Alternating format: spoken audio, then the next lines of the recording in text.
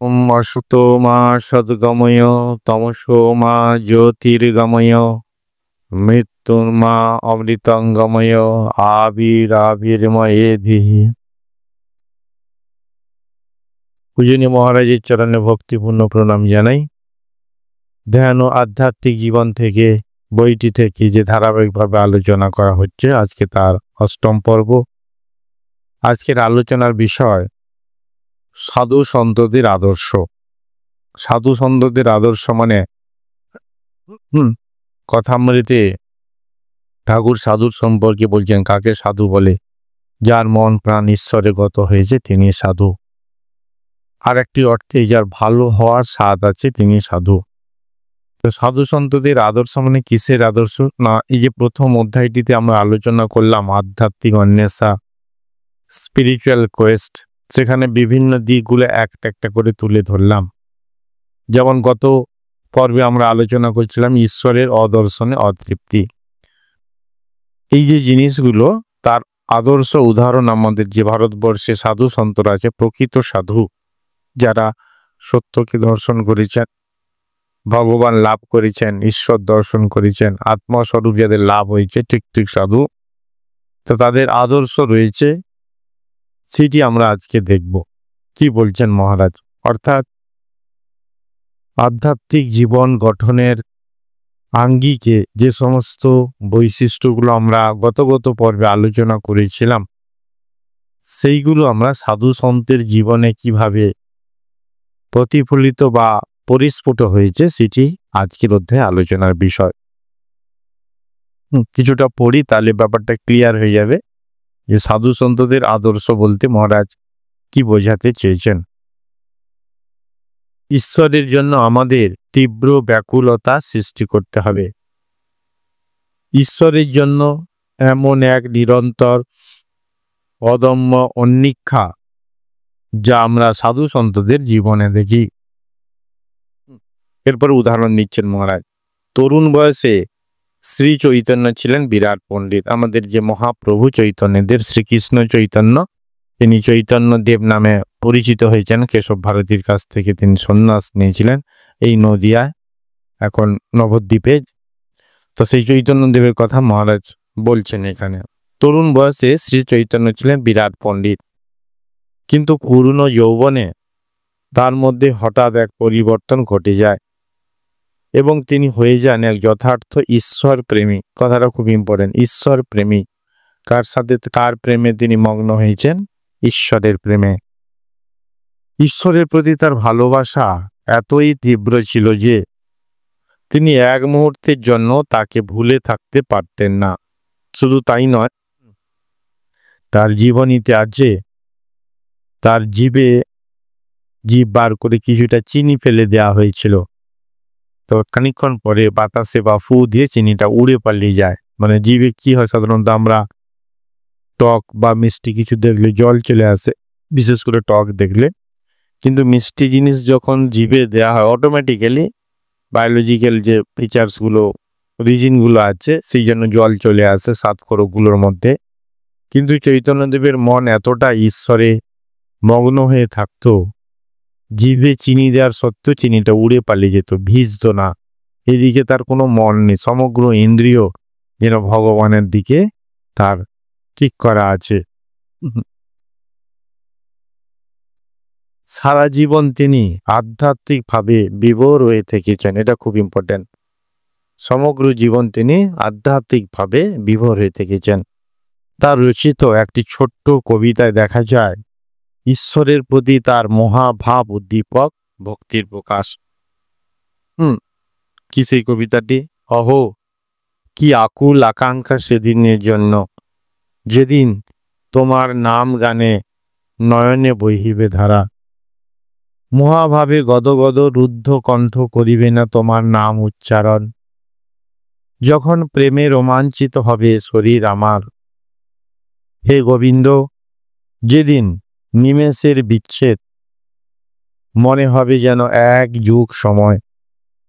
হৃদয়ের আকাঙ্ক্ষা এ জগৎ সব পুড়ে যাবে, যেদিন তোমার বিরহে হৃদয় শূন্য বোধ হবে।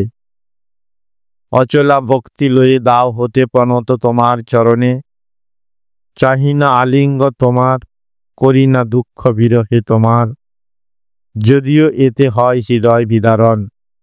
হে প্রভু, ভক্ত হৃদয় অপহারী, যেমন ইচ্ছে তোমার, করো তাই আমারে। তুমি প্রাণনাথ আমার, শুধু তুমি, অন্য কেহ নয়। এইটি শ্রী চৈতন্য দেবের যে 6টা শ্লোকম আছে, অর্থাৎ 8টি শ্লোকে তিনি যে শিক্ষা দিয়েছেন সেটি কবিতা আকারে বর্ণনা করা হয়েছে, মূল শ্লোকগুলো সংস্কৃতে। এছাড়া মহারাজ আরো কিছু কিছু উদাহরণ দিচ্ছেন। পুরাণের বরেণ্য ভক্তগণের এক আদর্শ হলো প্রহ্লাদ। অতি শৈশব কাল থেকে ভগবান বিষ্ণুর জন্য তার ছিল তীব্র ভালোবাসা। তার যে একাডেমিক কোয়ালিফিকেশন প্রহ্লাদের, বলা হয় এরকমই যে স্বরবর্ণগুলো আছে অ থেকে উ পর্যন্ত, এইটার পরে একটা ব্যঞ্জনবর্ণ ক অবধি, যেই ক উনি পড়তেন বা দেখতেন বা শুনতেন, সঙ্গে সঙ্গে তার কৃষ্ণের নাম মনে পড়ে যেত। খ অবধি আর যেতে হতো না, বন বিভোর হয়ে ভগবানে বিহ্বল হয়ে যেত। তো ক অক্ষর অবধি তার নাকি জ্ঞান ছিল। তার অসুর তুল্য পিতা মানে হিরণ্যকশিপুর কথা বলা হচ্ছে, তাকে সংসারের পথে ফিরিয়ে আনতে সব রকম চেষ্টা করেছিলেন। বিষ্ণু পুরাণে আমরা জানি ঘটনাগুলো কি। কিন্তু নবীন বালক সকল নিষ্ঠুর পরীক্ষায় সাহসের সঙ্গে সহ্য করে ঈশ্বরের মহিমা কীর্তনের মাতোয়ারা হয়ে থাকত। সেই তাকে গরম তেলে ফেলে দেওয়া হোক, পাহাড় থেকে ছুঁড়ে ফেলে দেওয়া হোক, হাতির পায়ে পিষ্ট করা হোক, বিষ খেতে দেওয়া হোক, হোলিকা যে করেছিল আগুনের মধ্যে নিয়ে যাওয়া হোক, যেভাবে হোক না কেন তার কিন্তু জয় হয়েছিল। ভগবান বিষ্ণু আবির্ভূত হয়ে বালককে জিজ্ঞাসা করলেন যে তার কি প্রার্থনা, কি চান তিনি। বালকের উত্তর হলো, অজ্ঞানী সাংসারিক বিষয়ে যেমন গভীর ভালোবাসা পোষণ করে, তেমন ভালোবাসা যেন আমি তোমার চিন্তা করতে পারি, আর হৃদয়ে সে ভালোবাসা যেন কখনো স্তিমিত না হয়। এইটি তার প্রার্থনা, যে তোমার প্রতি আমার ভালোবাসার ইন্টেন্সিটি কেমন। কথামৃত তো আমরা ঠাকুরের কথায় দেখি, এই ভগবান বিষ্ণুর প্রতি যে প্রহ্লাদের কথা যেমন ছিল, যে বিষয়ের প্রতি যেমন টান, পতির প্রতি পত্নীর যেমন টান, সন্তানের প্রতি মায়ের যেমন টান, এরকম টান যদি ভগবানের প্রতি হবে একত্রে, তখন ভগবানকে পাওয়া যায়। সেই জন্য এখানেও বলছেন যে সংসারী লোক বিষয়ের প্রতি যেমন গভীর ভালোবাসা পোষণ করে, সেই রকম ইন্টেন্সিটিমূলক লাভ, গভীর ভালোবাসা, তীব্র ভালোবাসা তোমার প্রতি হোক আমার, সেটা যেন কখনো স্থিমিত না হয়, বন্ধ না হয়।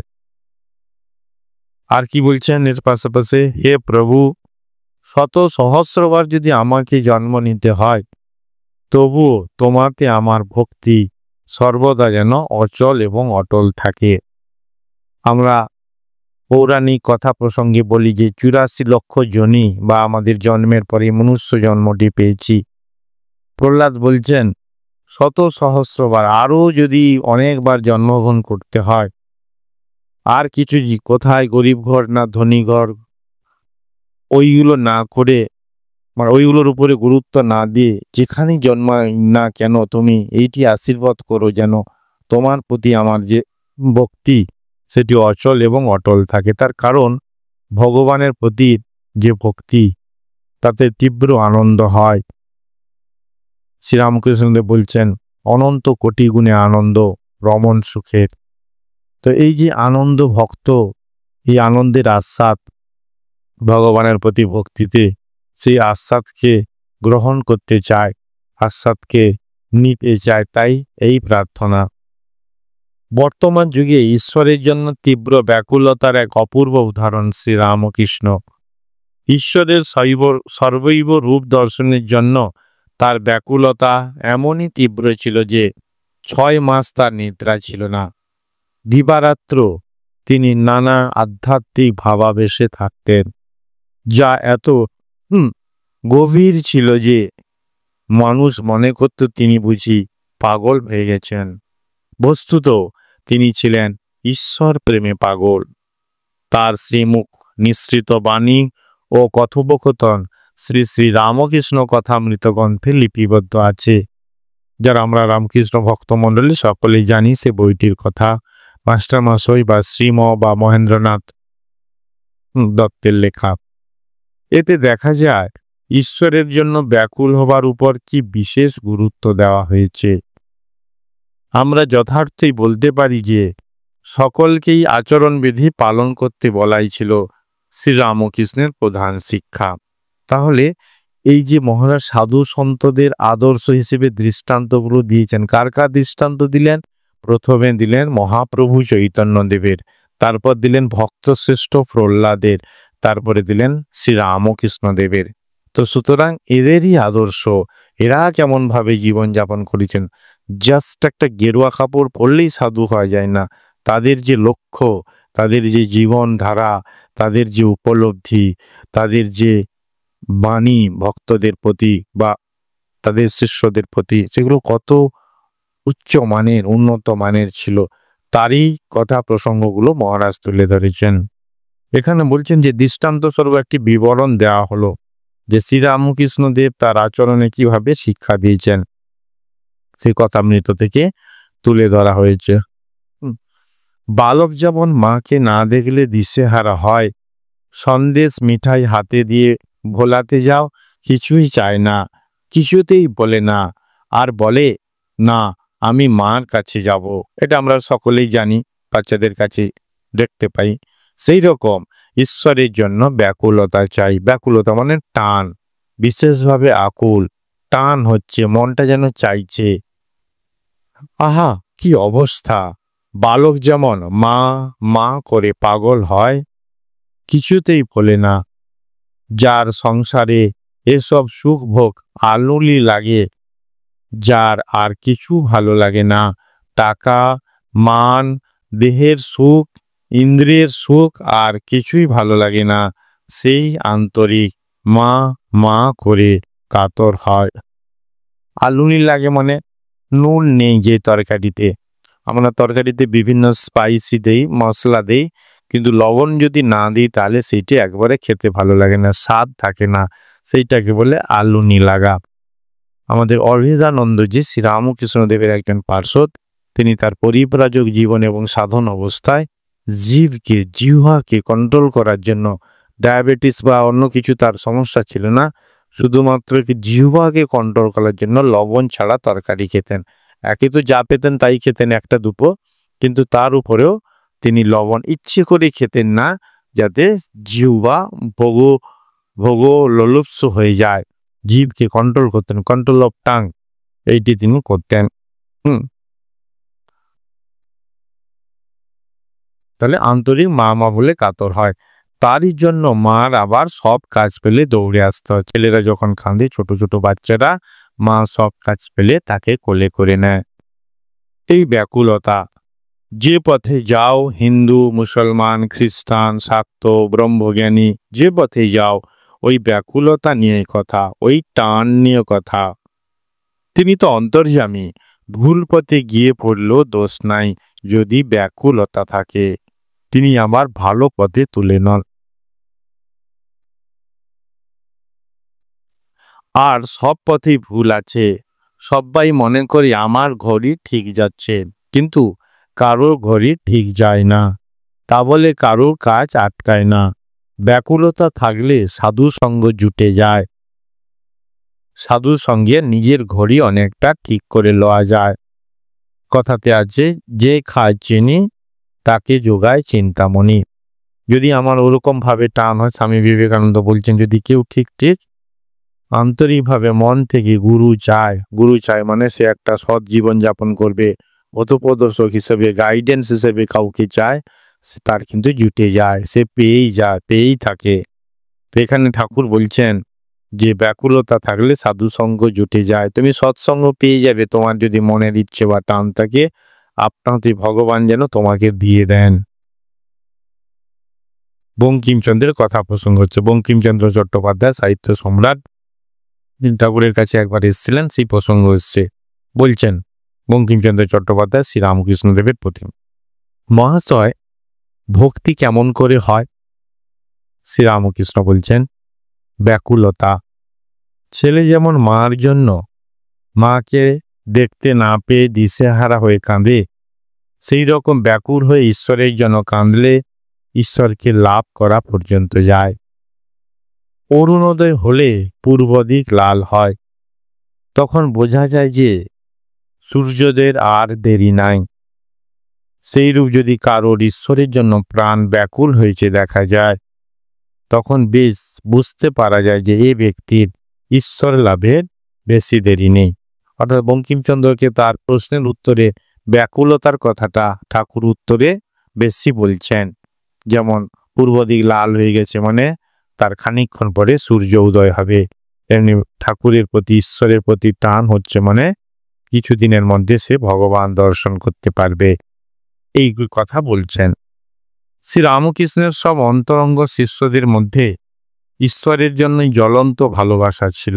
তার যে 16 জন পার্শ্বদের কথা আমরা পড়ে থাকি তাদের এদের একজন ছিলেন বলরাম বসু। তিনি এখন যে কলকাতার যেটি বলরাম মন্দির সেটি তার বাড়ি। তাই বলরাম বসু ঠাকুরের একজন গৃহস্থ ভক্ত, কিন্তু তিনি অতি উন্নত। শ্রী রামকৃষ্ণদেব তার বাড়িতে অনেকবার গেছেন, বিশেষ করে রথযাত্রার দিনে। এখনও রথ সেই প্রথা চালু হয়ে আছে। সেই বলরামের বলতেন যে বলরামের অন্ন শুদ্ধ অন্ন, এর বাড়িতে খেতে আমার দোষ নেই। সেই বলরাম বসুর কথা বলা হয়েছে। শ্রীরামকৃষ্ণের সঙ্গে তার প্রথম সাক্ষাৎকার খুবই অভিব্যক্তিপূর্ণ। কি সাক্ষাৎকার হয়েছিল? কলিকাতায় আগমনের পরের দিন তিনি দক্ষিণেশ্বরে রওনা হলেন। কে? বলরাম বসু। কেশবচন্দ্র সেন ও তার ব্রাহ্ম ভক্তদের আগমনের জন্য মন্দির উদ্যানে খুব ভিড় ছিল। তখন কেশব তার খুব নাম সুনাম চারিদিকে ছড়িয়ে পড়েছে, তিনিও এসছিলেন। বলরাম ঠাকুরের ঘরের এক কোণে গিয়ে বসলেন। দক্ষিণেশ্বরে যে ঘরে ঠাকুর শ্রী রামকৃষ্ণদেব 30 বছর কাটিয়েছেন তার 50 বছর জীবনের, সেই ঘরের কথা এখানে বলা হয়েছে। সেই ঘরের একটি কোণে বলরাম গিয়ে বসলেন। ওই দলটি আহারের জন্য স্থান ত্যাগ করলে শ্রী রামকৃষ্ণ তাকে ডেকে জিজ্ঞাসা করলেন তার কিছু জানবার আছে কিনা, কিছু প্রশ্ন আছে কিনা। বলরাম বললেন, মহাশয়, ঈশ্বর কি সত্যই আছেন? ঠাকুর বললেন, নিশ্চয়। কেউ কি তাকে উপলব্ধি করতে পারে? এটি বলরাম বলছেন প্রশ্ন। আবার উত্তরে ঠাকুর বললেন, হ্যাঁ, ঈশ্বর সেই ভক্তের নিকট নিজেকে প্রকাশ করেন। যে ভক্ত তাকে অত্যন্ত নিকটের, অত্যন্ত আপনার জল বলে মনে করে, একবার ডেকে তার সাড়া পেলে না বলে তুমি ভেবে না যে তার কোনো অস্তিত্ব নেই। এর উদাহরণ কথামৃতে অনেক জায়গায় আছে যে একবার একটু কুঁয়ো খুঁড়তে যাচ্ছ, একবার মাত্র একটা কোদাল খুঁড়লে জল পেলে না, মনে করো না যে মাটির নিচে জল নেই। অথবা রত্নাকর এক ডুবে সমুদ্রে তুমি কিছু পেল না বলে মনে করো না সমুদ্রে ধনসম্পদ রত্ন এই সমস্ত নেই। বলরাম পুনরায় প্রশ্ন করলেন, কিন্তু এত ডেকেও তার দেখা পাই না কেন? এটা খুব ইম্পর্টেন্ট। আমি যে ডাকছি না তা তো নয়, আপনি তো বলেন এক ডুবের কথা, একবারের কথা, কিন্তু আমি তো অনেকবার ডাক, তাও দেখা পাচ্ছে না। এর অ্যান্সারটা কি হবে সেটি বলুন। ঠাকুর একটু হেসে জিজ্ঞাসা করলেন, তোমার সন্তানেরা তোমার কাছে যেমন প্রিয়, ঈশ্বরও কি তোমার কাছে তেমনি প্রিয়? একটু ভেবে বলরাম বললেন, না মহাশয়, আমি কখনোই তাকে এত ভালোবাসতে পারিনি। এত মানে সন্তানকে যেভাবে ভালোবেসেছি ঈশ্বরকে সেভাবে পারিনি। বেশ আবেগের সঙ্গে ঠাকুর বললেন, নিজের থেকে ঈশ্বরকে আরো আপনার মনে করে তাকে ডাকো। সত্য বলছি, তিনি তার ভক্তদের বড় ভালোবাসেন। কথা মিটে বলছেন ঠাকুর যে ভক্তের হৃদয় ভগবানের বৈঠকখানা। বৈঠকখানা যে আমরা মজলিস করি, আয়াস করি, একটু আরাম করি, সেখানে খোলামেলা স্বভাবে খোশ মেজাজে কথাবার্তা বলি, তেমনি ভগবান ভক্তের হৃদয়ে থাকেন। তিনি তাদের দেখা না দিয়ে থাকতে পারেন না। তাকে চাইবার আগেই তিনি মানুষের কাছে আসেন। ঈশ্বরের চাইতে আপন ও প্রিয় আর কেউ নেই। এটা খুব ইম্পর্টেন্ট। ঈশ্বরের চাইতে আপন ও প্রিয় আর কেউ নেই। বলরাম এই কথা শুনে নতুন জ্ঞানের সন্ধান পেলেন। তিনি আপন মনে ভাবলেন তিনি যা যা বলছেন তা সবই সত্য। ঈশ্বর সম্বন্ধে এত জোর দিয়ে কেউ কখনো আমাকে বলেননি।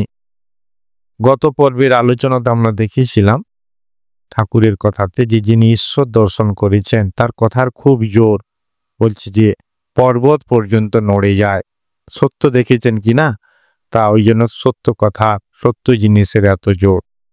তো এই যে সাধু সন্তদের আদর্শ হিসেবে তিনি বললেন ঠাকুরের কথা, চৈতন্যদেবের কথা, ভক্তশ্রেষ্ঠ প্রহ্লাদের কথা।